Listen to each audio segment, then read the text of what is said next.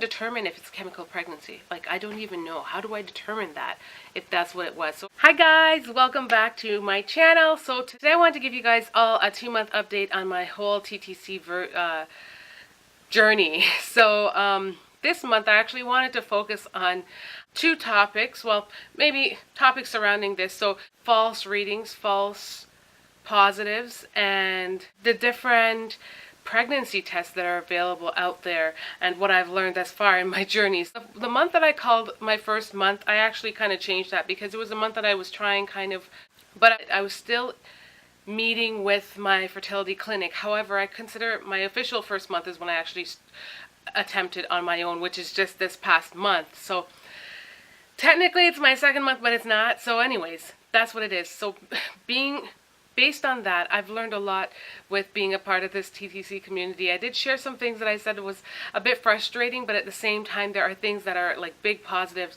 So I'm just going to jump right in. One of the things that I encountered last month, which was kind of hard, was false positives. Now, I'm going to show you the test that I did go ahead and take. And sorry the lighting is a bit off in here, but let's see. So one of the tests that I did use was this.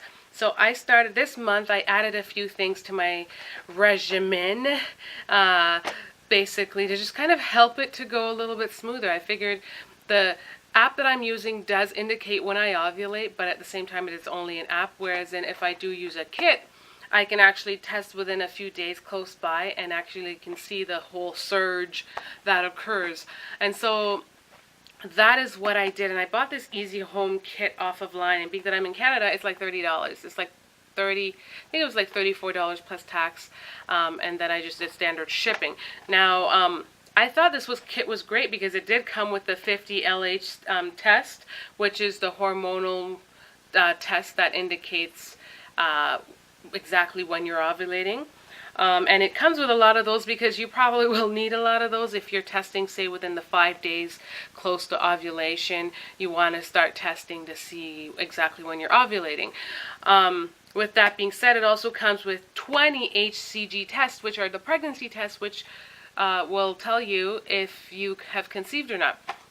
So I'm going to tell you, I did go ahead and use this, and I think it's really, really cool. However, I heard sketchy results about the HCG test, the actual pregnancy test, and I didn't go off of that. I wanted to try for myself, and I did. And so this past month I actually got positives on it. They were faint positives, and I got them about 2 days in a row, and it was very faint, but then I tested, I think, on the 3rd day, and it then showed nothing.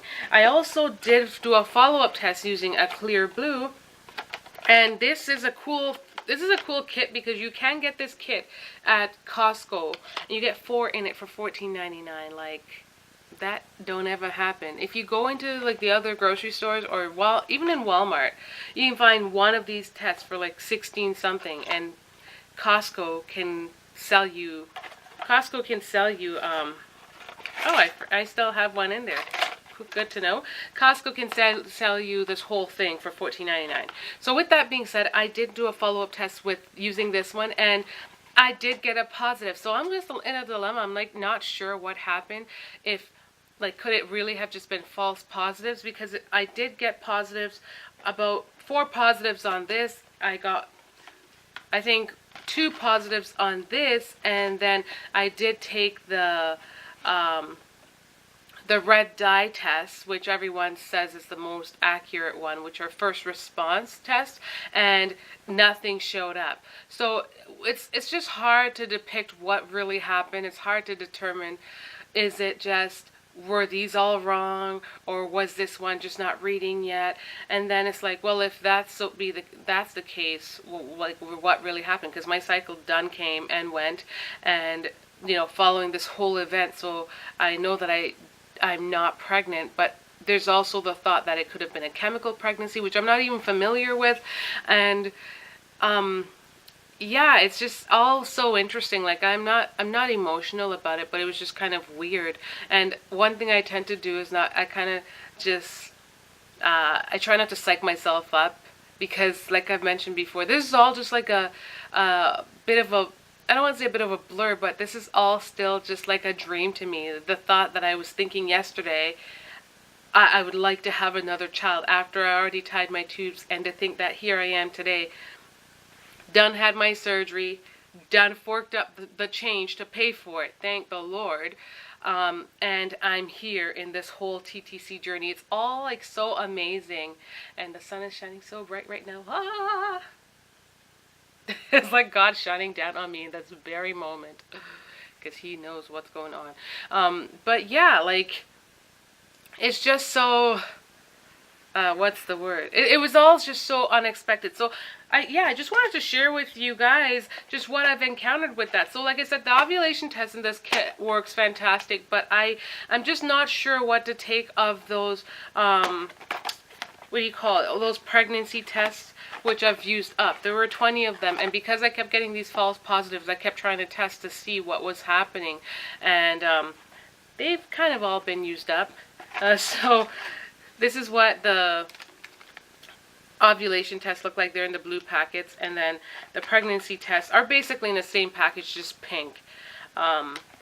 But let me know. I just wanted to know, for those of you who are trying, have you experienced a similar thing with this? Have you, because one of the, aside from it being a false positive, the false positive really is the inversion line, one would say, that creates the positive. It could be like a dye run, or it could be a this. So, like, honestly, I just don't want to stress myself out. Every month as I'm going by in this journey, I'm just taking it one step at a time, and I'm learning to just correct certain things. Like, I don't want to be stressed out. I don't want to make this whole journey just stressful. So I'm like, I don't want to, you know, I said to myself, this journey, I'm just going to, I don't know, I'm just going to try to hold off and not test until that 14-day mark, though I know it can be hard. And this month I was actually really good. I didn't test until I was like 8 days post, which was awesome, because that's when they say you start.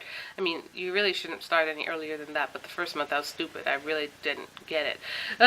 So I held off and I tested, and it was like I think 10 days post when I did get lines, and 12 days, but then nothing 13, then 14.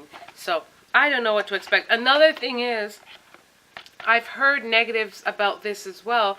People say that this one is prone to giving false readings as well, and I'm not sure if that was the case, because I do remember in the very first month when I did take a test, it did kind of show like a faint, it was like very, very faint, but I was almost confused if it was a false positive as well. See, I'm not used to that, because in the past when I did conceive, it was just like I took those tests and they were like bam, bright, you know, colored. But now, because I'm actually in the act of TTCing, I'm, you know, kind of prone to, let's check. And in the process of checking, you can get faint lines that progressively get to darker lines. And I just don't want to hurt, I just don't want to psych myself out and just cause extra stress that's not necessary. So I'm just taking it one day at a time, because I'm just so happy and so blessed to be going on this journey.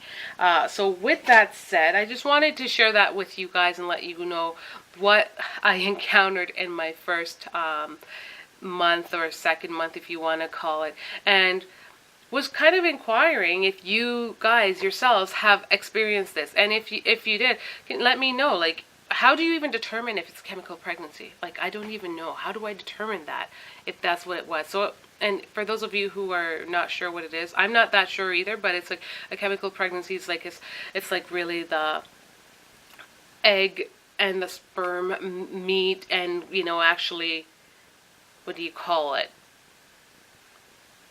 Actually like formulate or whatever, and but it just doesn't, I don't know, stick, and on its way to implantation it doesn't hold up and just, you know, disintegrate and just become a part of your cycle.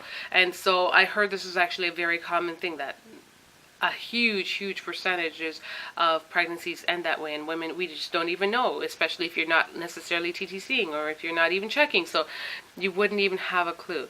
So, but anyway, so for me, I have no clue. I'm like, was it a chemical? I don't know. And now I'm just kind of, I'm very close to that fertile time again, and I'm excited to just progress in that journey. Also, one thing I felt awkward about was I didn't want to make this whole journey an act 2 to take away from the intimacy with, within my relationship. I don't want it to be like, oh my gosh, okay, that time.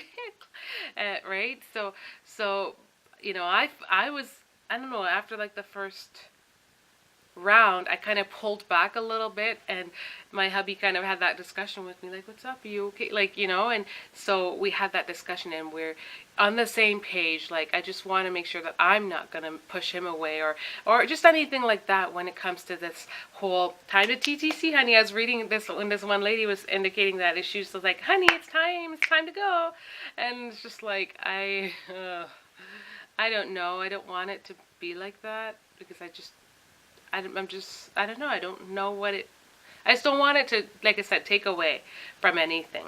But that's what's up. Stay tuned for my next video where I'm going to share a bunch of stuff that I've been learning on my TTC journey, which I just didn't know before I came to this whole new world. So thank y'all for watching this video, and hope you guys enjoyed it. And don't forget to share the deets below so I can know what's up. And let me know if you enjoy seeing these videos, and I will continue posting more surrounding this subject matter as I go on this journey. So much love.